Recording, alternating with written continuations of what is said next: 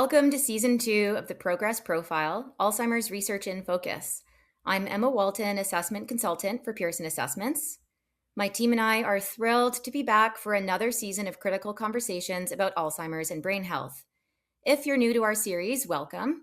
And if you joined us for Season 1, you'll find we're taking these conversations even deeper, connecting more dots across the landscape of neurodegenerative disease. Leading us once again is our esteemed moderator, Dr. John Harrison, PhD, Associate Professor at BU University Medical Center, whose expertise continues to shape these vital discussions. For our season opener, Dr. Harrison sits down with two leaders who are transforming how we understand and treat neurodegenerative disease. Dr. Lon Schneider, Director of the California Alzheimer's Disease Center at the University of Southern California, and Dr. Stephen Salloway, Founding Director of the Memory and Aging Program at Butler Hospital in Providence, Rhode Island. Together, they bridge the gap between clinical trial design and frontline clinical care, exploring how insights from Alzheimer's research are informing more patient-centered approaches to treatment, measurement, and long-term disease management. I'll hand it over to you, Dr. Harrison. Thank you for that wonderful introduction, Emma. It's very good to be back. Lon and Steve, great to have you both with us. Let's jump right in, if you don't mind. So you've both been at the centre of Alzheimer's clinical trials for a few years now, and there's a key issue on which I'd like to get your perspective. It's now well over a year since both donanemab and lecanemab were approved by the FDA, but their efficacy is still very much debated. Why do you think there's still such a divide about whether the effects are clinically meaningful? And Lon, if we could start with you, please. I think the answer is fairly straightforward, and that is that the effect is small.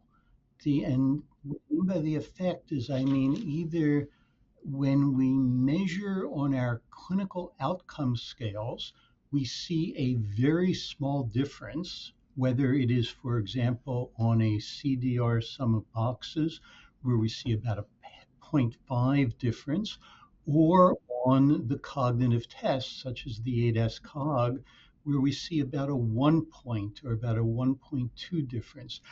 Added to that is that the statistical effect of that 1.2 difference or 0.5 difference on the CDR is also very small. It is an effect size, a Cohen's effect size of less than 0.2, often considerably less. That is less than 0.2 of a standard deviation. And what that means is that the distribution of the outcomes of the placebo group, let's say, and the drug group, that difference, which is definitely different, definitely statistically significant, still shows an overlap of about 92, 93%. In effect, the outcomes of placebo and drug overlap by that amount, with that 8% or so difference being the efficacy. So it is hard to then describe the effect, and hence it is controversial. Well, that's a great place to start. There's a couple of issues that you helpfully brought up there that we'll revisit. But Steve, let's move to you, get your take on this before we do that.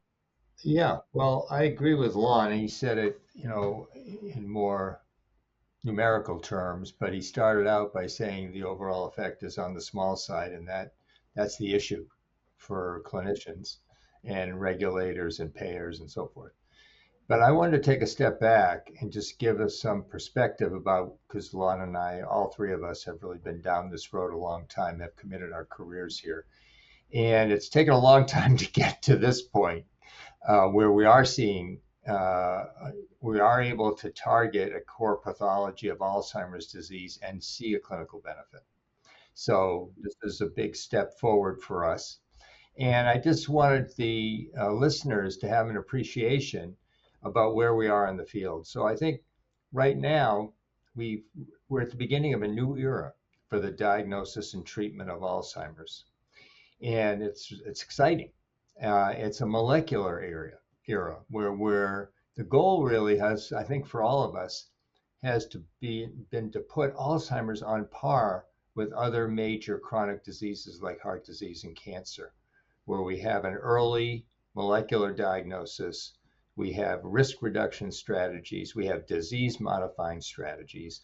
And as we've said so far, we got to do better. This is a beginning, but we want to get bigger effects. So that's a challenge for our field. But the good news is that we are at the point where we have tests where we can confirm the diagnosis. That wasn't the case until recently. It was clinical judgment, which is often wrong, incorrect. And even in our clinical trials, we enrolled people that didn't have the core pathology we were targeting, but now we're able to identify those patients and exclude those and target the ones that do have the pathology and even the right level of pathology. You're going to see that each trial is going to get more and more targeted to a specific disease stage based on the molecular phenotype of that particular patient. And that's what they do in cancer. And that's what we really want to be doing with Alzheimer's disease. And there's so many challenges ahead for us. We really want to encourage all our colleagues from every background, from discovery through pharma, through health economics, to help with solve these challenges. But we definitely need we need to go earlier. From this data that you mentioned, for the newly approved drugs, those that have a milder stage of Alzheimer's, both clinically and especially from a biomarker point of view, do the best with amyloid lowering treatments. And so we have to get better at targeting those most likely to benefit. And hopefully we'll have to wait to see if we can go even earlier, if we can treat people who are cognitively normal, but are building up Alzheimer's pathology, and whether or not just starting the first treatment would be amyloid lowering drugs. Is there a clinical, I'm sure we'll lower amyloid, which would be good. Is there a clinical benefit from lowering amyloid in someone who's has preclinical stage of Alzheimer's? Steve, I know our listeners are going to appreciate that explainer, so thank you very much for that. And I guess there's two things that came up for me in both your answers. So my presumption and the evidence today suggests that mostly what we're impressed by is the biological effects of the drug. So if one accepts that amyloid is a legitimate target, we do seem to be able to reduce its accretion. And if that's a good thing, then we should see that reflected clinically, which I just want to pause. So press the pause button there.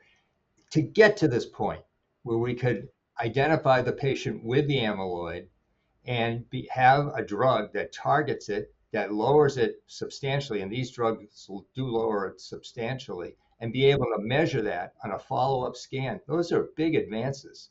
And now to be able to use a blood test to identify those people and not rely on PET scanning, which is really not very practical or economical, that's huge. So I know the three of us do not take this for granted. This was hard work, hard fought, took years, decades to get to this, for the science really to advance where we could do even the things you just said, to be able to identify and measure those.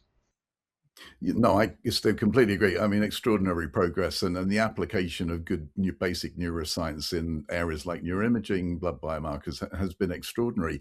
And that segues quite nicely to the next question I wanted to ask you. So I, like the two of you, have been party to lots of discussions for or about clinical meaningfulness.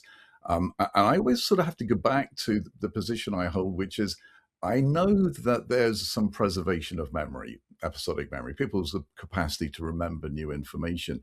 But whenever I'm challenged about whether there's been an effect on key other areas of cognition, all of which we know are fragile even in the various earliest stages of the disease, like working memory, like attention, like problem solving, I don't know of any data in the donanemab and lecanemab studies. So I'm a little bit lost to comment. I wonder if we need to get our outcome measures, our behavioral and cognitive measures, to the kind of level of sophistication that we've used in neuroimaging and blood biomarkers. I'd really appreciate both of your comments on that. And Lon, if we could start with you again, please. In these clinical trials, in the most recent clinical trials, we do measure, in effect, multi-domain outcomes. We assess, for example, memory, working memory, we assess instrumental activities of daily living, and by proxy, we assess also daily function. And on one hand, John, as you bring up, we see in our patients what you might call a disconnect, and that there are plenty of patients with dense, plenty of people with dense memory impairments who have preserved um, instrumental activities of daily living, function, and to a certain extent, planfulness, or I don't want to confuse the audience, working memory as opposed to, let's say, episodic memory.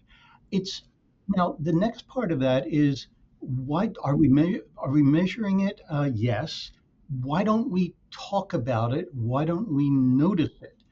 And one of the contributions of the much maligned recent Cochrane meta-analysis, which is fundamentally understood, sadly, by many of my colleagues, is that it managed to point out, even as it underlined the very small effect on a composite outcome like the CDR, that the greatest effects were actually in instrumental activities of daily living, and that was consistent across the studies. However, why don't we talk about it in individual studies is because our measures of instrumental activities of daily living, of function, are really poor and not precise. And this, I think, is an important issue. And I'm basically agreeing with you that we need better measures, more perhaps implicit and better sampling of function as a result of an intervention. And I'll let Steve or you pick that up from there. Yeah, well, I think John and Lon from the trials, this was an exploratory measure, but I think a very clinically meaningful one was the for both donanemab and lecanemab, the change, the delay in the time to progression from one CDR stage, from one clinical stage to the next, so from 0.5 global score to 1, or from 1 to 2. And that's meaningful because that is associated with greater disability, a greater need for care and support. And that's exactly what patients and families want to preserve, that quality of life and that independence. So the more we can measure that, I'm not saying that's the only way we can measure it. That is just a measure of that and sort of a very high level, a course level, perhaps. But the better we can measure that, that's what the patients and families want. And so the more we drill down to that and get reliable measures of that, I think that would help not only our patients and families, but also the people that have to make decisions about reimbursement and approval, the regulatory approval. Yeah, Steve and Lon, thank you very much for that. And I suppose at some level we would recognize that functional performance has a proxy in cognition. So the assumption I would make is that if people's functional abilities are preserved or improved, that's probably because we're preserving or improving their cognitive skills. So I completely buy the premise that there is a proxy effect that we can look for here. And worth saying also for the audience, I know you'll both know this, but function and cognition in the 2018 FDA guidance was acknowledged to be probably a false dichotomy by the agency. And I thought that was a very helpful thing to say. So they're sort of aspects of the same thing. So I completely concur that the functional activity, and Lon, thank you so much for raising the Cochrane review. That was very timely and apposite. But I think in terms of my understanding of what we're looking for, and I'd even open the door to the possibility that if we had taken the time to investigate these other key areas of cognition, we would first of all have more information, and that's incredibly valuable. But and it's speculation, so one should be cautious. But it might even be possible that these drugs were more effective in other areas of cognition than episodic memory. So I wanted to raise that possibility with you both. And before I get your answer, just inject also the idea that there's a lot of talk about moving to personalized medicine. And I'd be very interested in your clinical experience, but certainly at the Alzheimer's Center in Amsterdam, we commonly see people who are biomarker positive, but when they present, their memories aren't great, but it's not really their major difficulty. They're typically reporting problems with problem solving, problems concentrating. So I wonder if those issues should lead us to better outcome metrics. You've sort of implied that they should, but I'd be really keen to get your take. And Lon, maybe we could start with you again, please. Oh, yes, they should. Mm, okay. Uh, and much of this is really a matter of measurement and not fully attending to the need to assess, let's say, non-primary memory memory tasks. It's fairly straightforward and traditional to measure response, to measure essentially patient response to a neuropsychologist, to a clinical uh, technician in terms of memory related tasks and performance related tasks at a desk side. And we simply haven't attended to other aspects of function beyond using proxy measures. And by proxy measures, I mean not only a study partner's opinion, but also we've used some measures that have been fairly awkward, all in good with good intention, fairly awkward, that have not worked out, such as originally establishing a model clinic, a model kitchen in our clinic uh, to then test people's ability to navigate that kitchen, extending that to a kind of virtual or augmented reality on video screens of asking a person to,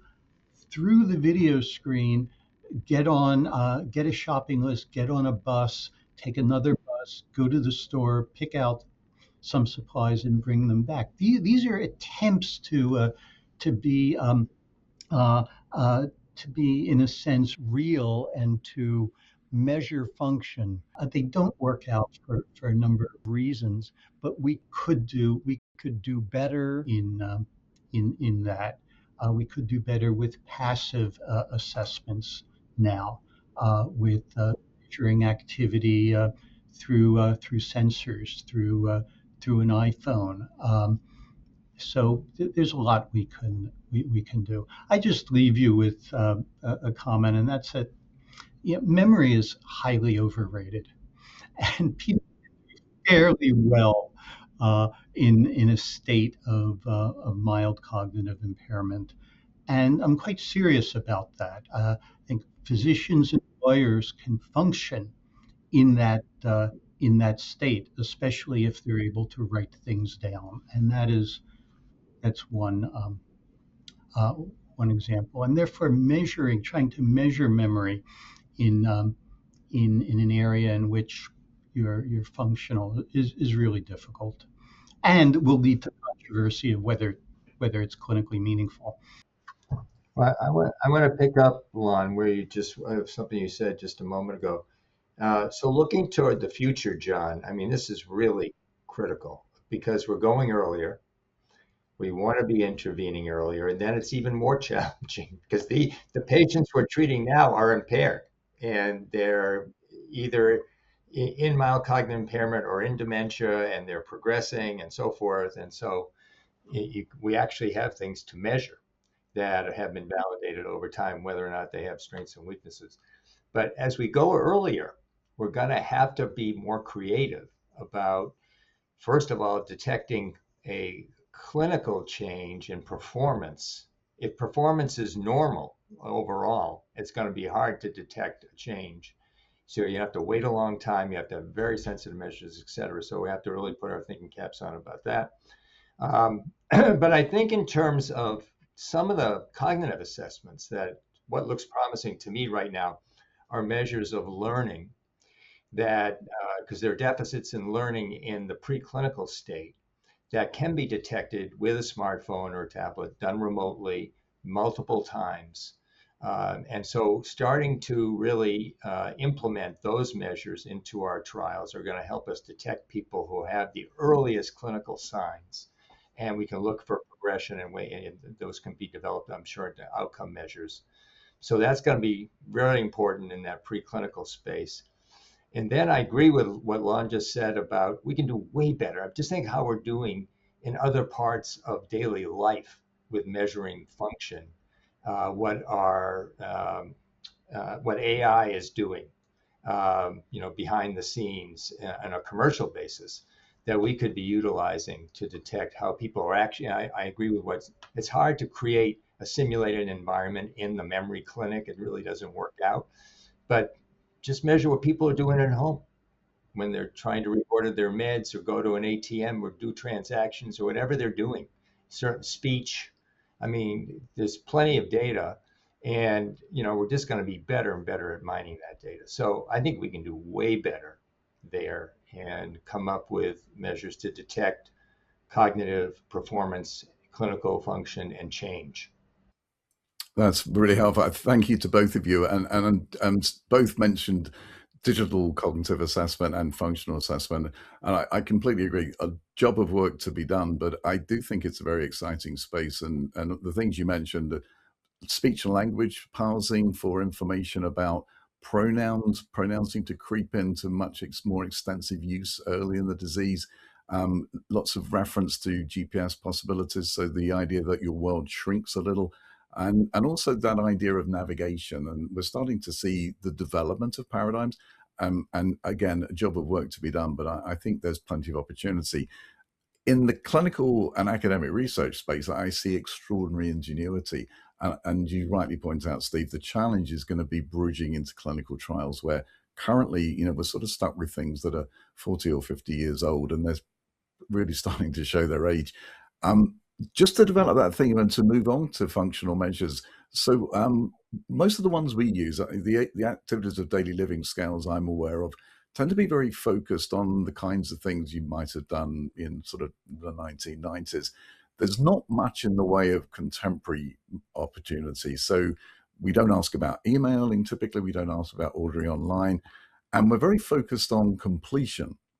So one of the things in the mild cognitive impairment space, I'm very aware a number of clinicians have said to me is, we claim that people with MCI are functionally intact. And if you ask people, can you still order a book from Amazon? They'll say, yes, I can. But if you then follow it up and say, but does it take you any longer? You usually hear, oh, yeah, like 2 or 3 times longer than it used to. And sometimes I don't get my password right. So would your inclination be for newer functional measures to incorporate these more modern activities and be focused on efficiency as well as completion? I would start with logonopenia. Look at older people's ability to log on and confirm their password and so forth. I mean, I don't think I would do very well, sadly, on that task. But that's a real modern, I mean, increasingly our whole world will be that interface where you have to use a digital environment to do anything. And it's going to be, so people are going to have trouble with that. And that's one thing we can assess. Great. Lon, I've heard you talk about this, and I know you have opinions. So can I turn to you with this issue, please? We're having a lot of fun here right now, talking about the future, talking about what will come, what we might want to do. But the future is, and then we can also be hopeful and sanguine. But the future is a little hard to predict, as, as it were. So, and in a sense, we're always fighting the last war, and we're always talking about, oh, if I just had an easier way of, as Steve said, of logging on, of interacting with my computer, or here at the medical center, it's interacting with our medical records device, which is called Cerner. So, so it's great to talk about this, but I think what we really need to do is discuss what we can do now, and um, what we can use as outcomes now. And just to use an example, if you try to set up a pragmatic computer interface kind of test for individual patients, first it would be kind of unwieldy, but then by the time we get it set up and validated, there will be other ways of interacting uh, with the computer and people. So so some of this is a continual work in progress, and that we do the best that we can, and move on.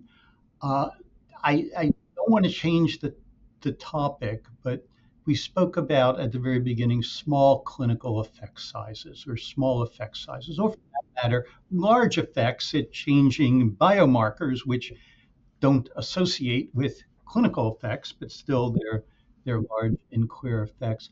What we probably need, or what we definitely need and would see with an effective medication or an effective treatment, is we would see the large effect. We would see in a true prevention study, which would have to be carried out over 5 years, clear differences in the onset of whatever you like, the onset of mild cognitive impairment, the onset of true dementia, uh, the time it takes to completely lose functional activity. We would see in those course measures differences between the treatment groups. And so we shouldn't lose sight of what's primary here, and what's the primary challenge, and that is seeking out and discovering truly effective treatments. Mm.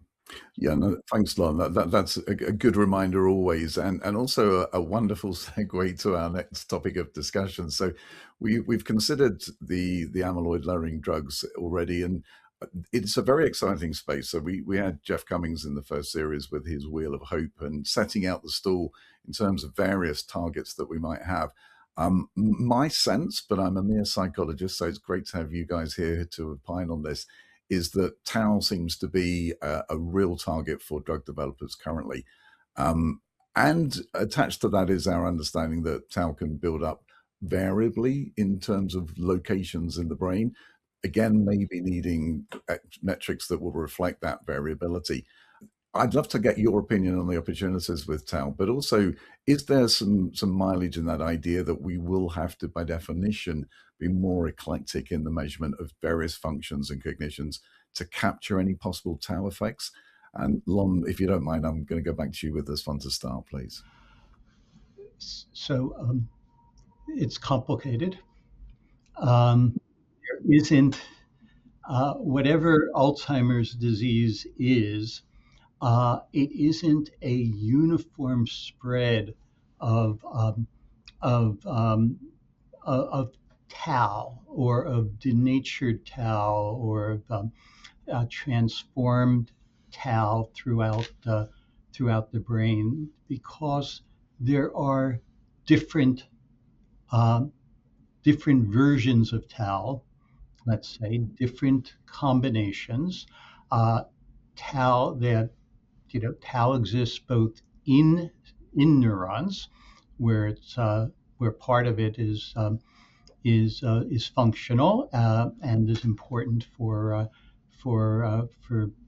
um, for metabolism, basically, and other tau is outside of neurons. So then it is what to target, and the question of its role. And then not only that, but the so-called tauopathies, neurodegenerative disorders in which tau is even more prominent than in Alzheimer's disease, also need to be reconciled in terms of drug development.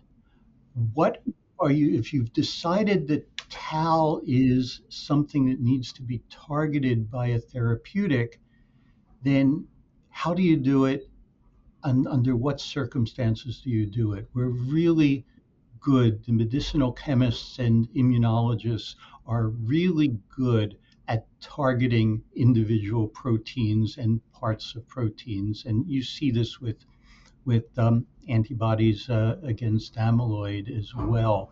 So what has happened over the past few years, now perhaps it's on to 7 years, is that individual tau antibodies and other other small molecules that were designed to disaggregate tau or spread it or whatever have just not been successful in clinic the way we thought it might be. And so I think this is realistically where we are. It's still understanding the pathobiology of neurodegeneration to best develop a target. In the meantime, we do the best we can, and we test anti-tau drugs.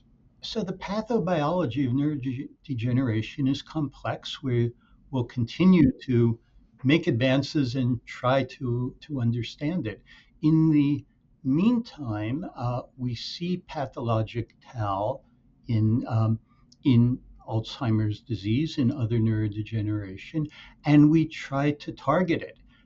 And the drug the medicinal chemists, the medicinal immunologists are really very good at being able to target all sorts of proteins in different ways. So our process has been for more than the last 6 or 7 years to test potential tau targeting drugs, whether they are antibodies or small molecules that might disaggregate or otherwise change tau. So far, this has not been particularly successful. There may be some promise with some molecules that affect RNA synthesis, for example. But we'll see. It's a matter of at this stage of empirical testing. Great, thank you, Lon. Early days, and I think we'll all concede that. Steve, I'd love to get your thoughts on this topic. Yeah, so I totally agree that we need bigger effect sizes, and we need multiple targets and probably a combination of targets to achieve that. We also need better delivery systems. So one thing I'm really excited about is the brain shuttle technology that's being used with the trontinemab program to get higher concentrations of their antibody into brain. And so far, that testing of that molecule shows dramatic drop off in amyloid with a much better safety profile. So we'll have to wait to see the clinical results of that in phase 3, which is underway, but that could be a next generation of treatment targeting amyloid that actually gives us a new paradigm. We can use fewer doses to get amyloid clearance, enter a maintenance phase, and a much safer profile. So that would be great. So we're waiting for that. And that type of approach can be combined with a tau target with tau targeted treatments. And I agree with Lon. So far, we haven't had any clinical benefits. The most encouraging news we had was just 2 weeks ago from the Biogen anti-tau ASO, showing that there is a decrease in tau PET accumulation and also in CSF tau, and some signs of clinical benefit, though the primary outcome in that phase 2 trial was not positive. But there were a number, they haven't presented the data yet, but there were a number of areas that showed a slowing of cognitive decline. So that's the first tau drug that's clearly hitting the target, moving it, and then also having some evidence, some effect on clinical performance. So that's encouraging. It's a tough, I agree with Lon with everything you said, Lon, but it's a tough target. But I'm confident that that we will be successful. It's going to take, again, think how long we've been in the amyloid space before we had substantial amyloid lowering and our first signs of clinical benefit. So I think it's going to take, hopefully not that long, but it's going to take us a while But it's going to require combination treatment. I'm also encouraged in a program that both Lon and I are involved with of the Alzheimer's Tau platform. And that has just about to launch through the ACTC program and the NIH in consort with a number of pharma companies, where we'll be testing tau targeted treatments in combination with amyloid lowering treatments in patients either who are preclinical or mildly impaired. So we're opening this space, and hopefully we can accelerate it because it is challenging. Yeah, I completely agree, Steve. And I keep seeing 25-year anniversaries of working on AN 1792 all those years ago. So you're right. It's a lot of hard yards, isn't it, in the amyloid space? So hopefully there's some learning from there. I want to move to another topic we have hinted at a little earlier, and there's a lot of discussion in my experience around the necessity to move to a personalized medicine approach. And I think this probably reflects the variety of pathologies that we're now targeting, as well as people's individual circumstances. My sense is that we will have to do things slightly different in clinical trials, but great to have you both here. So again, Lon, if I could turn to you, can I get your take on the need for this and how we might fulfill the expectation? Okay, you're always asking me to bat first in this. Lead off hitter. I mean, we've always practiced personalized medicine, and the term is used perhaps in an impersonal way and an imprecise way. And what we're really speaking about is customizing treatment and responding to a patient's needs. It's fundamentally no different than how we treat, let's say, blood pressure, with a number of high blood pressure, any number of medications alone or in combination with other non-pharmacologic approaches.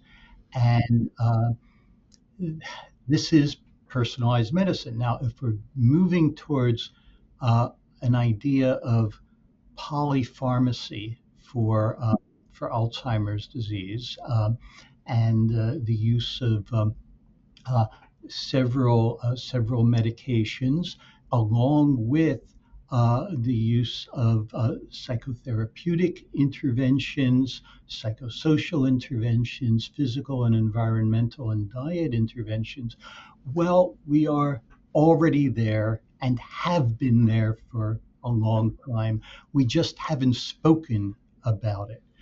With the advent of amyloid targeting antibodies, effectively we were using them in development, in clinical trials, in people who were, many of whom, half of whom, were being treated with a cholinesterase inhibitor, with donepezil, which I might say in passing has great a clinical effect on people with mild to moderate Alzheimer's disease, as antibodies have in people with early Alzheimer's disease. We were treating them with donepezil and then with an amyloid antibody being added to it. Now that there are three classes of drugs indicated for Alzheimer's disease, memantine cholinesterase inhibitors and amyloid targeting antibodies, we commonly are using combinations of those drugs. And in studies of tau-directed treatments, we are allowing those drugs to be used. And in trials, we do that. So, for instance, one trial that I lead as it's an arm of the dominantly inherited Alzheimer's disease network. We treat everybody with either preclinical dominantly inherited Alzheimer's disease or with mild symptoms with an antibody, with lecanemab, an amyloid antibody. And then we randomize the tau antibody or placebo on top of that. And that is in part to investigate and and to respect the potential for combinations or, if you will, personalized treatment, which then becomes important when you evaluate, talk to people who are at risk for dementia, who do have cognitive impairment, and discover what they might want to do uh, about it as well. The degree to which they might engage in other multiple domain interventions. So let me again stop there with that. Sorry about that discretion, but I think we're already there in personalized. I don't usually refer to it as personalized medicine, John. I think what's most salient to me right now is molecular phenotyping. So I think we're going to be doing that. It is the standard in cancer therapeutics, and we're going to be doing that much more commonly in Alzheimer's disease. And we already have some initial results. So we know that patients in the amyloid lowering and with early Alzheimer's disease, if they have a high tau burden, they don't do as well with the amyloid lowering treatment. If they happen to have an early stage molecular profile, an early AD, they do better. And so that we can then target based on their molecular profile who's most likely to benefit. The next step that we're just begun is in the preclinical space. So I know the new trontinemab, the Preventron trial, will be trying to target just the right level of amyloid and tau potentially, where let's say a centiloid value of 50 or 55 that are likely to progress, because if they're lower than that, the tau level is low, the progression rate is low. But once they get around 50 centiloids or a little above, then they're likely to progress during the treatment interval. So again, now we're getting, so that is more precision, it's more precise than we have been. And so I think we've entered this new era, which I'm really excited about, and it's really based on molecular staging. That's really helpful, Stephen. And Stephen, just on that theme, I'm going to stick with you if I might. So, one of the issues clinically is our construct of progression.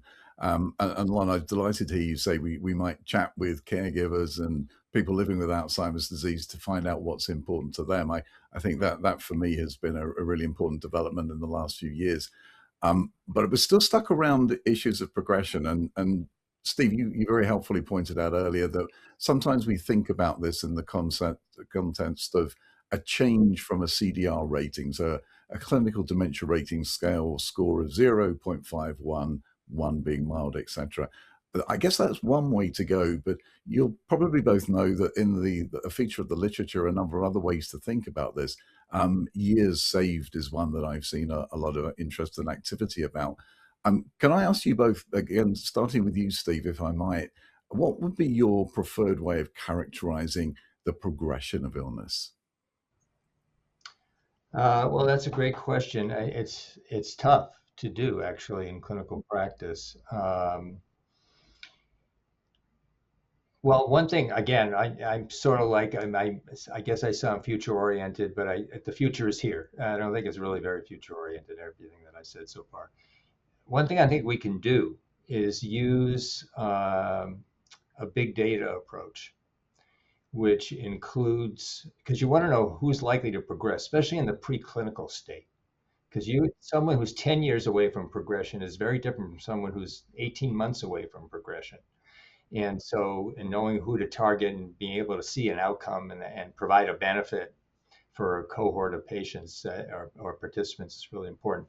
I think we can do better by combining biomarker profiles, including plasma and imaging, other fluid biomarkers, clinical biomarkers, and then using an AI backbone with large data sets, really come up with models that predict who's most likely to progress. I mean, just as a simple thing, patients who have a high level of p-tau 217, who are either preclinical or in the early AD, are much more likely to progress than people with a low level of p-tau 2, and that's just a one-off test. That's not a combination or modeling. So I think we can do better just in terms of modeling and predicting. Getting down to the nitty gritty of detecting, especially in the preclinical phase, that's going to be challenging. I mean, I know I'm not a huge fan of time to progression to a clinical event because we don't really have. It's not like a heart attack or a stroke or death as we have in cardiovascular disease or in cancer. So the endpoints are not really firm, and then Lon's been on these adjudication committees. You can have disagreement whether the person's really progressed or not. So it's an imprecise outcome. It is one model, but it's an imprecise one. Yeah, Steve, you've nicely segued a lot on this topic. Lon, can I turn to you and get your take on this, please? Sure. Nothing succeeds like success, and the way we, just not to be too controversial here, the way we rig clinical trials. Our clinical trials are designed backwards. They're designed to try to identify people who would progress and who might have the drug target such that we have an idea that if they would progress and they do have the biomarker or they do already have some cognitive impairment, that we'll get more people progressing so that we'll be able to do smaller studies with a drug that would have an effect, because we think that if we use the drug in people who did not have any symptomatology, did not have detectable amyloid, let's say on our rather primitive PET scans that can only pick up very large amounts of amyloid. That's the nature of PET scans. That we will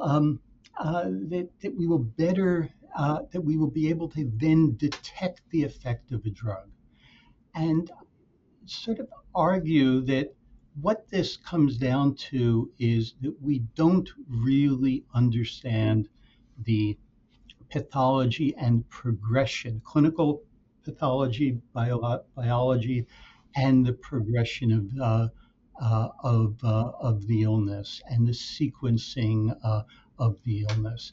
A few years ago, we'd speak about amyloid occurring first, leading to tau, leading to cognition. That kind of sequence is true. It also exists in a highly compressed form where you can't quite put this in sequence. So the conceptual issues in testing drugs where we try to, in effect, again, I'll use the term, rig a study so that we get a lot of outcomes. Instead of perhaps thinking, well, let's say people who have amyloid only, who have amyloid biomarker only and not tau biomarkers, fundamentally don't progress. And what we mean by that is over the course of 5 to 8 years, maybe about 5% of them progress to dementia. And then we say, we really can't study those people. Well, yes, we can. We just have to do studies differently. We do have to recruit a couple of thousand people in order to pick up those 100 or so, 200 who do progress. And we also then, in order to do those studies, don't have to see them as frequently, measure them as frequently. And we should be, in effect, getting on with treating and testing the illness as it presents itself.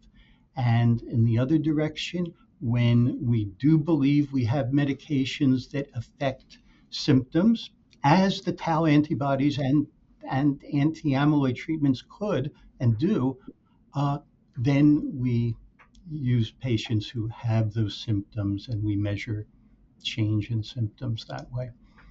Great, Lon, great to get your take. And please don't be shy of being controversial on this podcast. We like people to come on and speak their minds and poke the bear from time to time. So that's a very welcome commentary. Gentlemen, I'm mindful of we've taken up a good deal of your time already, and I do just have one more question, which we always leave our podcast episodes with, and it's to ask you both, of all the things we've talked about, and it's been a very wide-ranging discussion for a relatively short period of time, but is there one aspect of neurodegenerative clinical trials or research about which you would feel most optimistic? And Steve, if I could go to you with that first question. Yeah, thanks, John. Well, I wanted to leave the audience with two thoughts about what's emerging now. And that is one is about brain health. I think as we age, we all want to preserve our brain function and maintain our brain health so we make it to the finish line in good shape. We're able to advocate for ourselves and make decisions and be as independent as possible. And I think there are strategies emerging for that are pretty practical in terms of lifestyle intervention and risk modification. So I'm very enthusiastic about that and incorporating those just into our practice and our guidance and so forth, implementing them more broadly. There have been a couple of studies, the finger trial and the pointer trial, but there are others going on around the world. The other is, this is really critical, is, and I know Jeff Cummings likes to talk about this, it's changing the narrative. It's viewing Alzheimer's as a treatable disease. I still think we're in transition. We're moving toward viewing Alzheimer's as a treatable disease, but it's still viewed pretty nihilistically as something that's part of aging. You can't do much about it. It's no urgency. It's unfortunate. Everyone's frightened out of their minds about it, but it's not really tractable. And that's something that we really, and hopefully what we've been discussing today and the progress that we've been making will help change that narrative, and also just increasing awareness, this podcast, and just increasing awareness that Alzheimer's is a disease, and that there's things that we can do to modify the course of it. That's great. Thank you, Steve. Lon, and final question, same one to you, please. What makes you optimistic about what we do? What we've done before, gradually unfolding knowledge as we study, as we research this illness and any other illness in medicine. We pull back the layers and we gradually get information and learnings. So from a biological point of view, understanding the polygenetics of increasingly understanding the polygenetics of these illnesses, understanding what we call Alzheimer's disease, essentially plaque and tangle disease, and that you see plaques and tangles on autopsy, is multiply determined. And understanding that and understanding ways in which this can be modified is important. As Steve was saying in terms of optimism, living healthy is always good. And over the years, in various societies, longevity has increased. At the same time that we see in these societies that longevity also decreases when there are particular environmental or infectious disease insults. So, of course we should live healthy. Of course we should not smoke. We should maintain a certain amount of exercise. We should educate ourselves. This, though, will only take us so far. The other point of optimism is that the onset of Alzheimer's disease, dementia, uh, is continually getting increasing in age. Where now the median onset is over the age of 80. So a substantial proportion of people who do develop Alzheimer's disease are developing it rather late in life. And in truth, the severity of the illness will vary tremendously amongst people, and many people can, in fact, live and adapt with it, just like they can live and adapt with mild heart disease. The focus, and I believe, and the tragedy of neurodegeneration is not the strictly age-related component, but the component that is occurring earlier, that is occurring in midlife. Whether and dominantly inherited Alzheimer's disease is kind of the symbol for that, showing that one set of mutations um, uh, could could lead to this. But still, earlier in life, in people in their 60s, we still don't understand, and we will. But I'm optimistic we will understand what leads uh, to impairment. What, what can I say? It's That's a nice place to leave it. Okay, Thank you. that's a good answer, Lon. No, it works for me. Thank you both. Lon and Steve, sadly, that concludes our conversation. Let me thank you both for joining us and sharing with us your knowledge and expertise. It's fascinating always for me to listen how Alzheimer's research continues to evolve. And the progress that you're driving not only deepens our understanding of the disease, but also gives listeners clearer ways to navigate and advocate for care. So thank you to you both. Thanks, John, for including us. pleasure. And thanks also to our listeners for joining us. We hope today's conversation has provided valuable insights. Thank you, everybody.